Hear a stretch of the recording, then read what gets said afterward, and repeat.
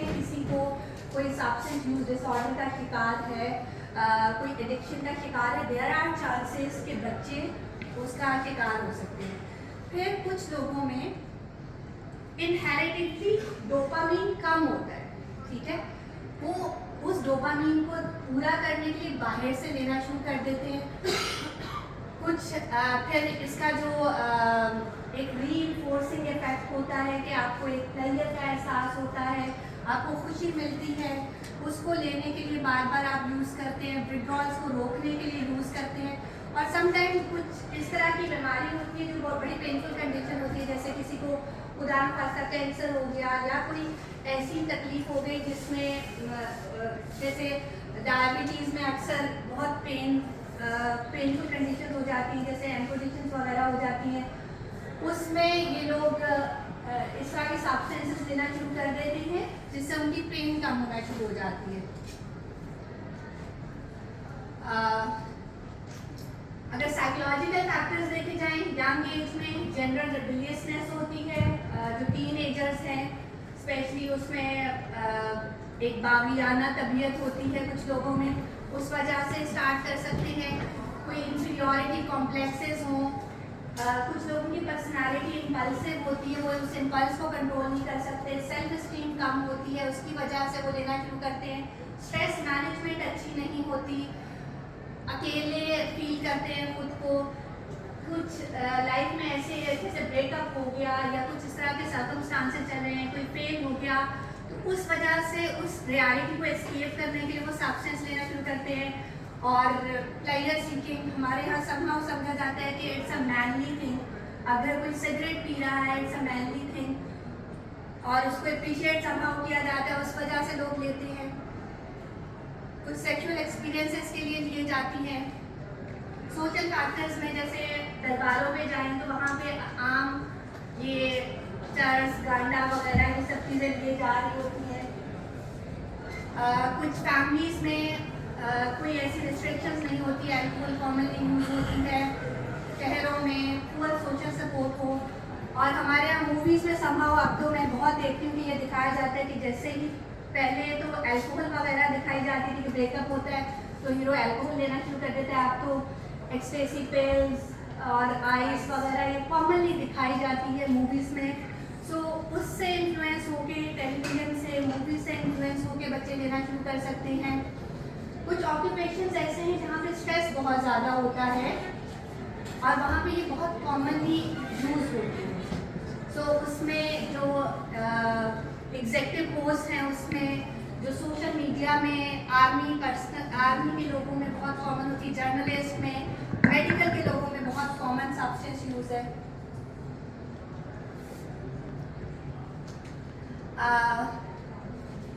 Drugs जो है, एक तो ये कि हमारे यहाँ अवेलेबिलिटी इनकी बहुत ईजी होती है, उसमें कुछ डॉक्टर्स प्रिस्क्राइब कर देते हैं और उसके बाद लोग साल लेते रहते हैं।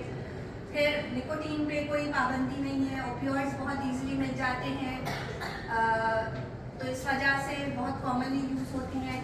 कुछ साइकाइट्रिक डिसऑर्डर्स होते हैं जिसमें इंसान लेना शुरू कर देता है, क्योंकि हमारे यहाँ साइकाइट्रिक डिसऑर्डर्स को समझा जाता है जैसे किसी को डिप्रेशन हुआ, एंजाइटी हुआ, तो समहाउ समझा जाता है कि उसकी एज ए पर्सन उसकी वीकनेस है, वो अपनी विल पावर से इससे निकल सकता है और वो लोगों को नहीं बता सकता कि मैं उदास महसूस कर रहा हूँ या मैं एंशियस हूँ, तो वो सब्सटेंस लेने की तरफ चला जाता है instead of sharing these feelings. Consequences क्या होते हैं? अगर इसके कॉन्सिक्वेंसेस को देखा जाए तो 3 कैटेगरीज में डिवाइड कर सकते हैं। फिजिकल कॉन्सिक्वेंसेस, साइकाइट्रिक कॉन्सिक्वेंसेस जैसे वहाँ पे एक बच्चे ने बताए थे, और सोशल कॉन्सिक्वेंसेस। सो सोशल कॉन्सिक्वेंसेस क्या हो सकते हैं? पैसे लगा रहे हैं वो ड्रग्स पे, वो कहीं ना कहीं से पैसे ले रहा है, वो चोरी कर सकता है अगर घर से नहीं मिल रहा है, वो कुछ इस तरह के समटाइम जो ड्रग यूजर्स होते हैं वो ड्रग डीलर्स बन जाते हैं, क्योंकि उन्हें पैसे चाहिए होते हैं उस ड्रग को यूज़ करने के लिए, तो वो दूसरे लोगों को लगाते हैं ताकि वो उन ड्रग्स को बेचें और उन्हें पैसे मिलना शुरू हो। सो क्राइम रेशो बढ़ जाती है, सोशल फैक्टर्स आ गए। फिर इनकी फैमिली में जो रिलेशनशिप्स ख़राब होते हैं, फैमिली में पेरेंट्स के साथ, बहन भाइयों के साथ, बीवी बच्चों के साथ, क्योंकि ये ध्यान किसी पे दे नहीं पाते, निगलेक्ट का एलिमेंट आना शुरू हो जाता है, सोशल निगलेक्ट, उसकी वजह से रिलेशनशिप इफेक्ट होना शुरू हो जाते हैं।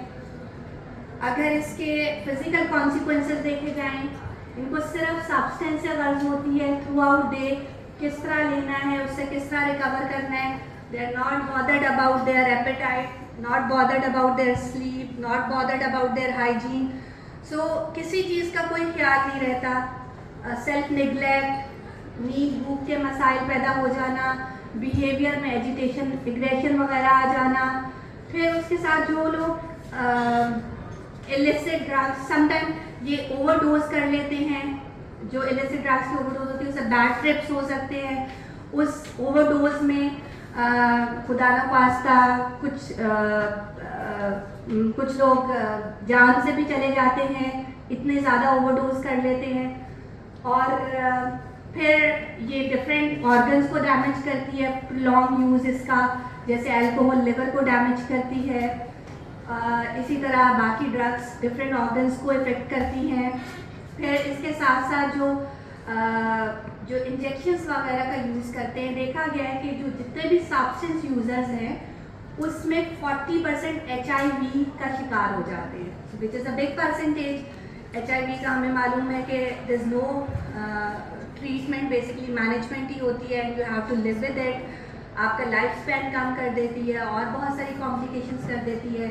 हेप बी, हेप सी इनमें बहुत कॉमन होता है। सो 40% सब्सटेंस यूजर्स में HIV के चांसेस होते हैं। फिर इसकी जो साइकाइट्रिक कॉम्प्लिकेशंस हैं, सब्सटेंस यूज़ की वजह से आपकी डोपामीन रश देती है, डोपामीन ज़्यादा कर देती है, पर्सनालिटी में गुस्सा, एग्रेशन, कुछ डिफरेंट साइकाइट्रिक डिजीजेस जैसे schizophrenia, psychotic symptoms, manic symptoms, इस तरह की चीज़ें आना शुरू हो जाती हैं, रियलिटी से दूर हो जाते हैं। ये कुछ रिस्क फैक्टर्स और प्रोटेक्टिव फैक्टर्स हैं। रिस्क फैक्टर्स में chaotic home environment, ineffective parenting, अब अगर बिहेवियर या पर्सनालिटी के इस तरह के फीचर्स हैं, शाय और एग्रेसिव है, एकेडमिक फेलियर है, पुअर सोशल सपोर्ट, और कोई एक्सटर्नल अप्रूवल ऑफ ड्रग्स मिल रहा है, पेरेंट्स सब्सटेंस यूज़ कर रहे हैं, तो रिस्क फैक्टर बढ़ जाता है। स्ट्रॉन्ग फैमिली बॉन्ड्स हैं, और parental engagement in child life अच्छी खासी है, क्लियर एक्सपेक्टेशंस है, एकेडमिक सक्सेस है। सो इन सब चीज़ों से सब्सटेंस यूज़ करने के चांसेस कम हो जाते हैं। कोई भी इमोशनल ट्रिगर आता है तो स्टार्ट यूजिंग सब्सटेंस, यूज़ करने के बाद ब्रेक होता है, पर फिर इमोशनल ट्रिगर आता है तो दे स्टार्ट यूजिंग सब्सटेंस, ये रिलेशन साइकिल चलता है। अगर आप एक दफ़ा सब्सटेंस यूज़ कर रहे हैं, उसके बाद आप ट्रीटमेंट लेते हैं, उसके बाद ये श्योर नहीं होता कि आप दोबारा यूज़ नहीं करेंगे, क्योंकि आपके जो रिसेप्टर्स हैं वो ऑलरेडी सेंसिटाइज्ड हैं, तो इनमें हाई रिस्क ऑफ रीलैप्स होता है। जो रीलैप्स के अगर साइंस देखे जाए तो वही कंपनी स्टार्ट कर दी, उसी तरह के बिहेवियरल इश्यूज आना शुरू हो गए। ट्रीटमेंट में क्योंकि हम इसको एज ए डिसऑर्डर कंसिडर करते हैं, सो अगर आपके आसपास कोई सब्सटेंस यूज़ कर रहा है और आपको लग रहा है कि उसके बिहेवियर में सिग्निफिकेंट चेंजेस हैं, क्योंकि डेफिनेटली उसके बिहेवियर में कुछ ना कुछ चेंजेस आएंगी, वो इरिटेबल रहना शुरू हो जाएगा, गुस्सा करेगा, चिड़चिड़ापन आएगा, वो आपसे अब उसकी दोस्ती में वो इंटरेस्ट नहीं रहेगा, उसके कुछ फिजिकल साइंस आ सकते हैं, आंखें लाल हो रही हैं, कुछ वो आपको इमैसिएटेड लग रहा है कि वो थिन लीन हो गया है, उसका वेट लॉस हो रहा है, कुछ ना कुछ चीज़ें आ रही हैं, तो आपने अलर्ट हो जाना है। वहाँ पे उसको ब्लेम करने की बजाय, उसको ताने देने की बजाय, क्योंकि अब वो एडिक्ट है, वो सब्सटेंस पे डिपेंडेंट है, वहाँ पे उसको ट्रीटमेंट की ज़रूरत है, तो उसको ट्रीटमेंट की तरफ लेके आना है। इसकी हम पर्टिकुलर ट्रीटमेंट करते हैं। अगर ज़्यादा डिपेंडेंस है तो हम हॉस्पिटल में एडमिट करते हैं और उसका सारा मेडिकल मैनेजमेंट करते हैं, साइकोलॉजिकल मैनेजमेंट करते हैं। प्रिवेंशन में 3 तरह की प्रिवेंशन होती है। प्राइमरी प्रिवेंशन में हर बंदा जो सब्सटेंस यूज़ करता है वो उसका एडिक्ट बन सकता है। So we are not sure कि जो सब्सटेंस यूज़ करेगा इसकी एडिक्शन की तरफ आएगा कि नहीं। तो पहली प्रिवेंशन तो ये है कि सब्सटेंस यूज़ को ही रोका जाए, उसमें एक तो अवेलेबिलिटी कम की जाए, सेमिनार्स करवाए जाए, बताया जाए कि इनके क्या क्या कॉन्सिक्वेंसेस होते हैं, सोशल सपोर्ट अच्छी की जाए, स्ट्रेस मैनेजमेंट बेहतर की जाए। अगर हर यूनिवर्सिटी में कोई साइकोलॉजिस्ट हो जो अगर किसी को कुछ स्ट्रेस का सामना है, किसी को कोई परेशानी का सामना है, वो फ़ौरन उसे हेल्प मिल सके। इन साइकाइट्रिक इश्यूज़, क्योंकि वो साइकाइट्रिक इश्यूज़ भी बहुत कॉमन हो रहे हैं हमारी सोसाइटी में, तो उनको डिस्टिग्मेटाइज किया जाए, उनके बारे में अवेयरनेस क्रिएट की जाए, क्योंकि बहुत सारे लोग डिप्रेशन, एंजाइटी में या स्ट्रेस में आके सब्सटेंस की तरफ आते हैं, तो इसको लिमिट किया जाए। सेकेंडरी प्रिवेंशन है कि अगर कोई सब्सटेंस यूज़ की तरफ आ रहा है तो उसे फ़ौरन हमने आइडेंटिफाई करके उसकी ट्रीटमेंट करवानी है। और टर्शरी प्रिवेंशन में हमने रिलैप्स को प्रिवेंट करना है। थोड़े से फैक्ट्स मैं एक शेयर करना चाहूँगी।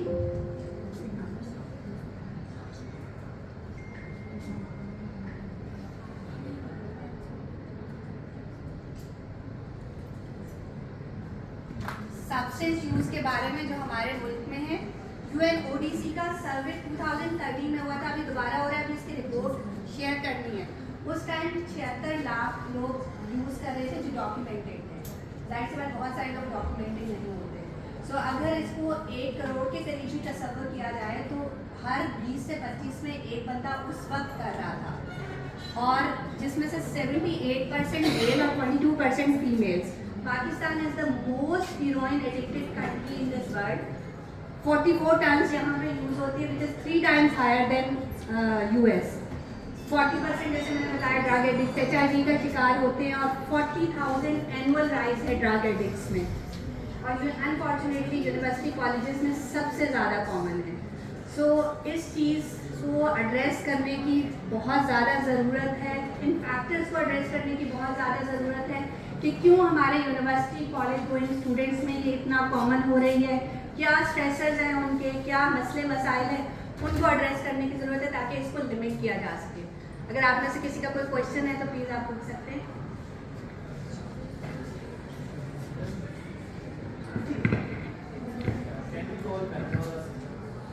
नहीं, पैनाडोल नॉट अ सब्सटेंस, क्योंकि पैनाडोल जो है किसी चीज़ का भी excessive use can lead towards addiction, but कुछ चीज़ें होती हैं जो दिमाग में केमिकल चेंज लाती है। पैनाडोल जो है वो पेन किलर है, बट इसकी एडिक्शन मैंने आज ट्रेमाडोल की होती है, इसकी एडिक्शन मैंने अभी तक सुनी नहीं है।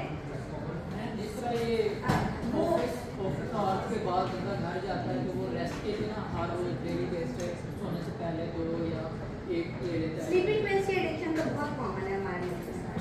पैनाडोल भी साथ में ट्रेमाडोल, सिंथेसिस वगैरह भी उसमें हीरोइन जो ओपियोइड्स है ना, वो सिंथेसिस और इसकी जो ऑल्टरनेटिव होते हैं जिनमें सिंथेटिक ओपियोइड्स होते हैं, उनकी एडिक्शन होती है।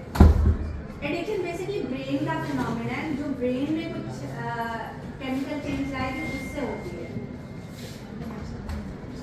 वैसे बहुत सारे एडिक्शंस लोगों को इसके अलावा भी बहुत सारी एडिक्शन होती थी।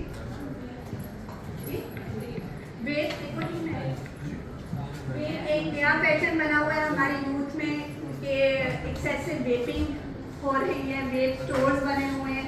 जैसे एक टाइम पे शीशा स्टार्ट हुआ था, फिर शीशा कैफे बंद हुए, अब वेप स्टोर्स बने हुए हैं। वेप निकोटीन है, nicotine is a substance, it brings chemical change in your brain, it is addictive.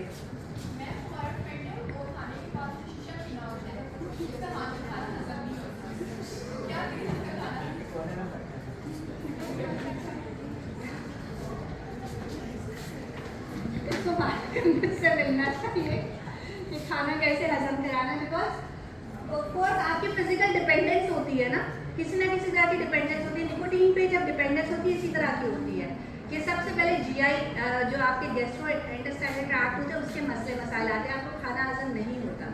It is actual कि उनको खाना हजम नहीं होता, तो आप एकदम से अगर बंद करेंगे उनको इतनी प्रॉब्लम आती है वो नहीं छोड़ पाते। एक तो ग्रेजुअल और इसको फिर उसकी ऑल्टरनेटिव आपने कुछ मैनेजमेंट देनी है, बंद नहीं इस तरह कर सकते, वो फिर मेडिकल मैनेजमेंट देनी है कि खाना हजम करने की कोई साथ में कोई टैबलेट दे दी जाए, कुछ इस तरह की सपोर्ट दे दी जाए ताकि वो उससे निकल सके।